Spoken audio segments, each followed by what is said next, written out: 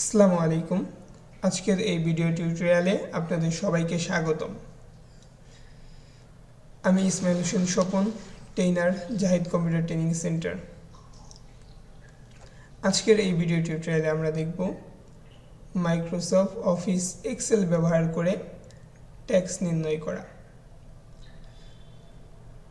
Tax একটা নির্দিষ্ট বেতনের উপর হয়ে থাকে।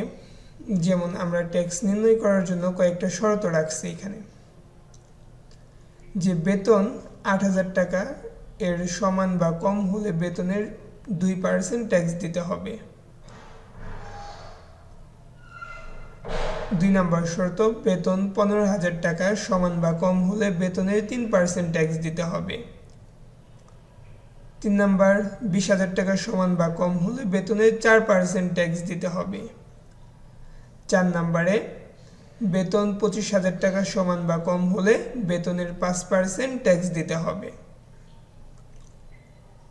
৫ নম্বর, বেতন ৩০,০০০ টাকার সমান বা কম হলে বেতনের 6% ট্যাক্স দিতে হবে। এবং ৬ নম্বর, বেতন ৩০,০০০ টাকার বেশি হলে বেতনের 10% ট্যাক্স দিতে হবে। ওকে, তো এইখানে বিভিন্ন শর্ত নিয়ে কাজ করার জন্য আমরা জানি মাইক্রোসফট অফিস এক্সেলে একটা ফাংশন আছে যেটাকে বলা হয় যুক্তি নির্ভর ফাংশন। এই ইফ ফাংশনটা আমরা জানি এটার 3টা আর্গুমেন্ট আছে। ইফ ফাংশনটা কিভাবে লিখতে হয়? Equal if first bracket first দেওয়ার পর আমাদের কম্পিউটারে একটা নোট চলে আসে যেটা এইরকম দেখতে। সেখানে বলা হয় যে একটা লজিক্যাল টেক্সট, একটা ট্রু এবং একটা ফলস দেওয়ার জন্য। তো আমাদের এই লজিক্যাল টেক্সট এটার সাথে আমাদের একটা জিনিস খুবই গুরুত্বপূর্ণ ভূমিকা পালন করে, সেটা হচ্ছে চিহ্ন। আমি যদি একটু ব্যাক করি,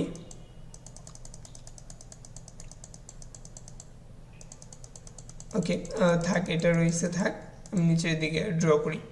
দেখেন, আমরা একটা চিহ্ন নিলাম, একটা চিহ্ন ড্র করলাম। এখন এই চিহ্নটা ছোট না বড় সেটা আমরা কিভাবে বুঝব? এটা বোঝার জন্য আমরা যেটা করব সেটা হচ্ছে এই চিহ্নের দুটো অংশ করব, মনে মনে দুটো ভাগ করব। যে অংশটা তার মধ্যে একটা অংশ ছোট হবে, আর আমরা যারা জ্যামিতি পড়ছি তারা জানি যে এটা এইভাবে চলতেইছে, তার মানে এটা অনেক বড়। ওকে, তো এই চিহ্নটার প্রথম অংশটা যদি ছোট হয় তাহলে এই চিহ্নটা ছোট, আর চিহ্নটার প্রথম অংশ যদি বড় হয় তাহলে এই চিহ্নটা কি হবে? বড় হবে। যেমন আমি এই চিহ্নটা ড্র করি, এই চিহ্নটা ড্র করলাম। এখন খেয়াল করুন, এই চিহ্নটার প্রথম অংশ,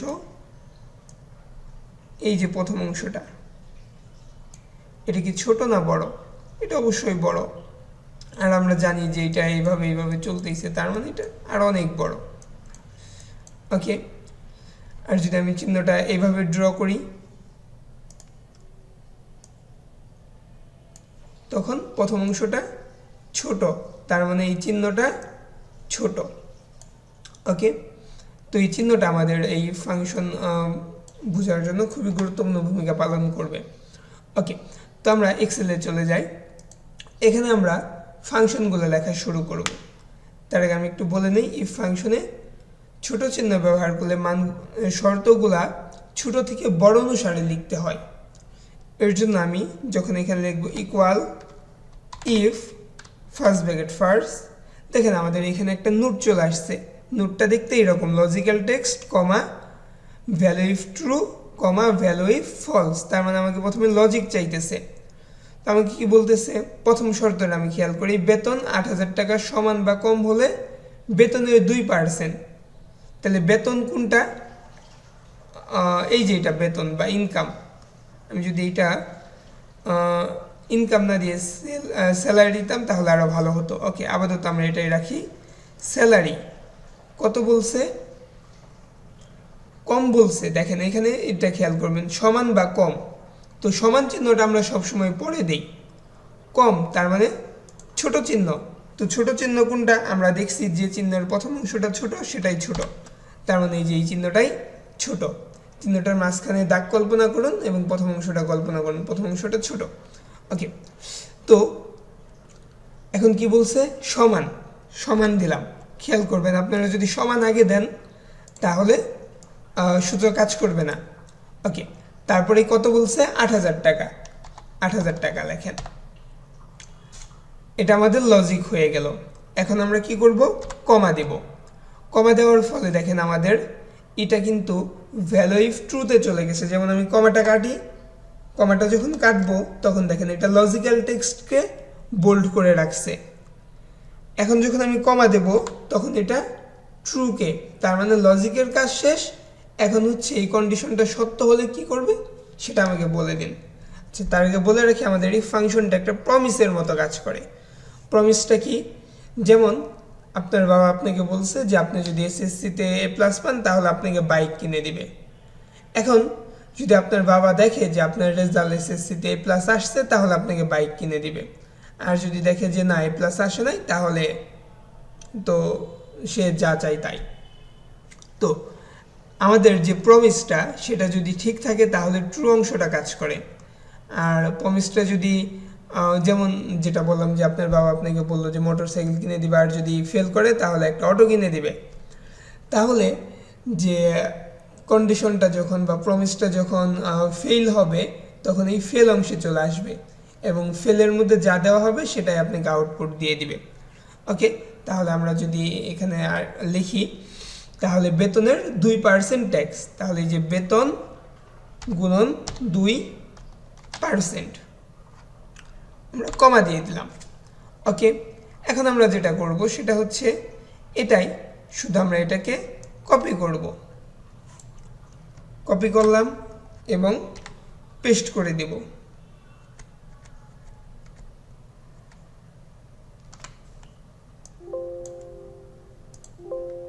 আচ্ছা, এটা থাক, আমি ইমেজটাকে একটু নিচে নামিয়ে নিতে চাইছিলাম, বাট এটা আগেই নামিয়ে নেওয়া উচিত ছিল। ওকে, তারপর আমরা খেয়াল করি আমাদের আরও কিছু কন্ডিশন আছে, যেটা হচ্ছে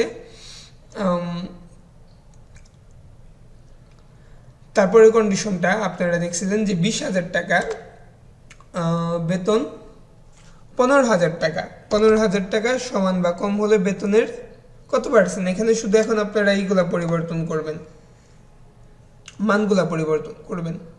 তারপরে এখানে কত আছে যে বেতন 20,000 টাকার সমান বা কম হলে বেতনের কত পার্সেন্ট, 4%, সমুদায় হোক 4%।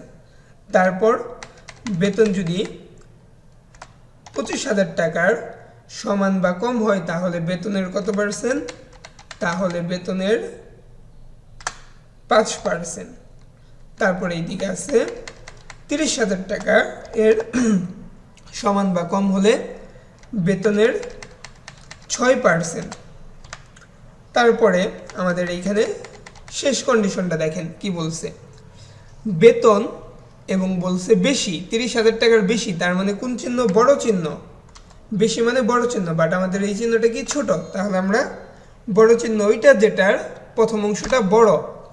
ওকে, তারপরে কত বলছে, এখানে সমান বলে নাই, কত বলছে 30,000, তাহলে আমরা লিখে দিই 30,000। তাহলে কত পার্সেন্ট দেব, 10%, 10% এখান থেকে ডিলিট করে এখন আমরা যেই কয়টা ইফ ব্যবহার করছি সেই কয়টা ফার্স্ট ব্র্যাকেট লাস্ট দিয়ে দিব। তো আমরা যেই কয়টা কি ব্যবহার করছি, ইফ ব্যবহার করছি, সেই কয়টা ফার্স্ট ব্র্যাকেট লাস্ট দিয়ে দিব।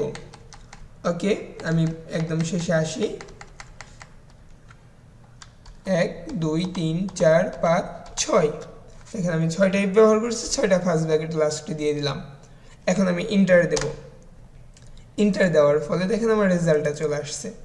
ওকে, তো আমরা এটা একটু নিচের দিকে নামিয়ে নেই, এখানে আমরা একটু চেক করে নেব আসলে আমাদের রেজাল্টটা ঠিক আছে কিনা। তাহলে এটা দেখেন কত, 2 লাখ, এই 2 লাখ, তাহলে এটা 30,000-এর বেশি, তার মানে 10% গুণন 10%, দেখেন 2 লাখ বেড়ে হয়ে গেছে। তারপরে আরেকটা দেখি আমরা, এই যেটা এটা হচ্ছে 28,000, 28,000 যেটা 30,000-এর সমান বা কম, 30,000-এর কম, তাহলে 6%, 28 গুণন 6%, ইন্টার। দেখেন এই যে আমাদের রেজাল্টটা বের হয়ে গেল। এভাবে যদি আমরা চেক করি আমাদের প্রত্যেকটাই ঠিক আছে। এখন এটা কিভাবে কাজ করে সেটা আমরা একটু দেখতে চাই। এই যে আমাদের এইখানে যে আমরা সূত্রটা লিখছি, আমরা যে ধরে দিছি C3 কে, যে তুমি C3 কে চেক করো, তো কিভাবে চেক করতেছে আমরা একটু দেখি।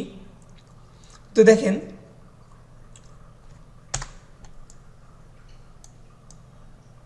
আমি এটা এই পাশে নিয়ে রাখলাম, তো আমাদের ওকে। তো আমাদের বলতেছে C3 8,000-এর সমান বা কম হলে, তাহলে আমরা চলে যাই পেইন্টে। যদি আমি একটু লিখি আপনাদের, C3-তে কত আছে একটু দেখেন তো। C3-তে আছে 2 লাখ, ওকে। তাহলে আমরা এখানে লিখব 2 লাখ, তারপরে less than equal 8,000।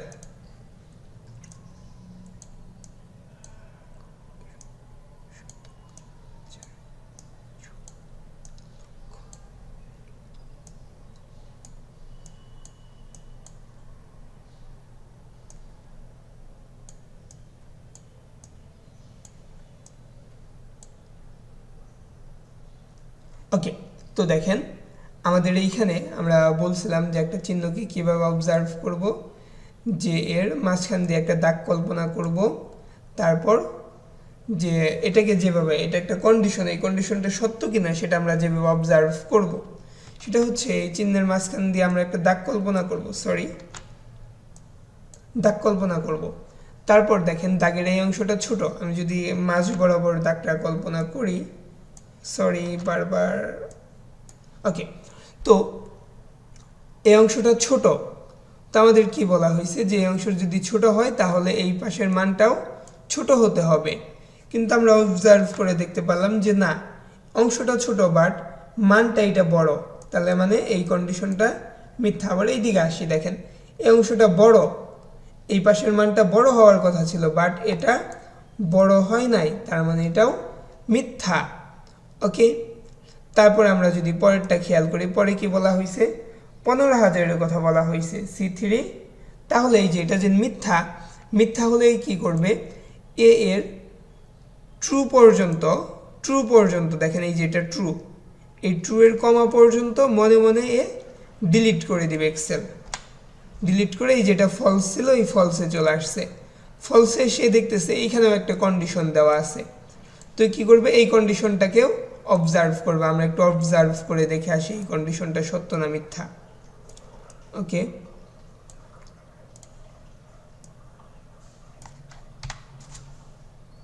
Delete, brush 15,000, দেখেন তো এই অংশটা ছোট হওয়ার কথা ছিল শর্ত অনুযায়ী, বাট এটা ছোট না। এই অংশটা বড় হওয়ার কথা ছিল বাট এটা বড় না, ওকে। আমরা চিহ্নের সাথে কম্পেয়ার করব, চিহ্নের প্রথম অংশ ছোট, তার মানে আমার এই পাশে যে সংখ্যাটা থাকবে সেটা ছোট থাকবে। আমার চিহ্নের এই অংশটা বড়, তার মানে আমার এই অংশের যে সংখ্যাটা থাকবে সেটা বড় থাকবে, বাট এটাও মিথ্যা, ওকে। তো এটা মিথ্যা হলে কি করবে, এটা কি মিথ্যা, ফলস। তো আমাদের এটা ফলসে চলে যাবে, ট্রুকে ডিলিট করে দিবে। তো দেখেন এইখানে আসেন, ট্রু কোন পর্যন্ত, এটা ট্রু, এটা ফলস, তো এই ফলসে আসবে। তার আগে এই ট্রু পর্যন্ত কি করবে, মনে মনে ডিলিট করে দিবে। এক্সেল কিন্তু এটা মনে মনে করে, ওকে, বা ব্লক করে দেয়। আমরা তো এখানে সরাসরি ডিলিট করতেছি, এক্সেল এটা ব্লক করে দেয়। তারপরে এটা খেয়াল করুন, এখানে দেখেন একটা কন্ডিশন দেওয়া আছে যে কি এটা 20,000 টাকার সমান বা বড় কিনা। আমরা যদি আগের এইগুলা খেয়াল করি তাহলে এটাও মিথ্যা, তাহলে কি করবে, এটার এই ট্রু পর্যন্ত ডিলিট করে দিবে এবং ফলসে চলে যাবে। এখানে আসতেছে, এসে চেক করতেছে, আমরা জানি এটাও মিথ্যা হবে, যেহেতু আমরা আগের দুইটা দেখছি, এটা দেখার প্রয়োজন নাই, ডিলিট করে দিল। এখন এইখানে আসবে, এসে দেখবে 30,000 সমান বা ছোট কিনা। আমরা যদি এটাও একটু করি, অবজার্ভ করি, আমরা জানি এটা মিথ্যা হবে, এটা ডিলিট করে দেই, ব্রাশ 30,000, দেখেন আমাদের শর্ত অনুযায়ী কী হওয়ার কথা ছিল, যে যেহেতু আমরা এই চিহ্নটা ইউজ করছি, আবার আমি দেখাচ্ছি, যেহেতু আমরা এই চিহ্নটা ইউজ করতেছি, এই চিহ্নের মাঝখানে একটা দাগ কল্পনা করব, তারপরে কম্পেয়ার করব। সরি, একটা দাগ কল্পনা করি রেড কালার দিয়ে, রেড কালার চাইছিলাম আমি,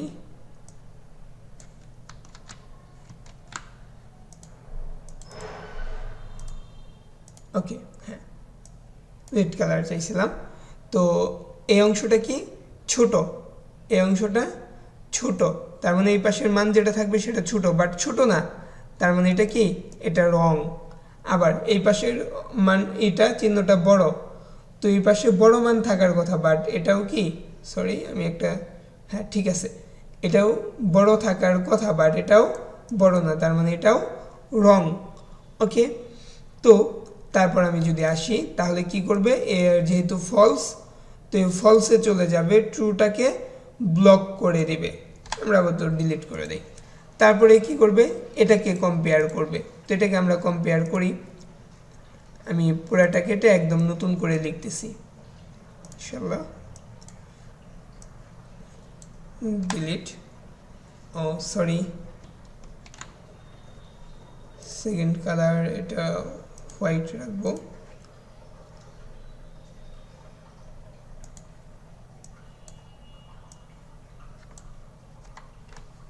ওকে।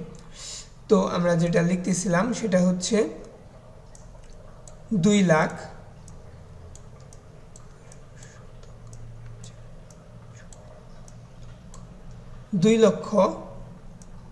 Greater than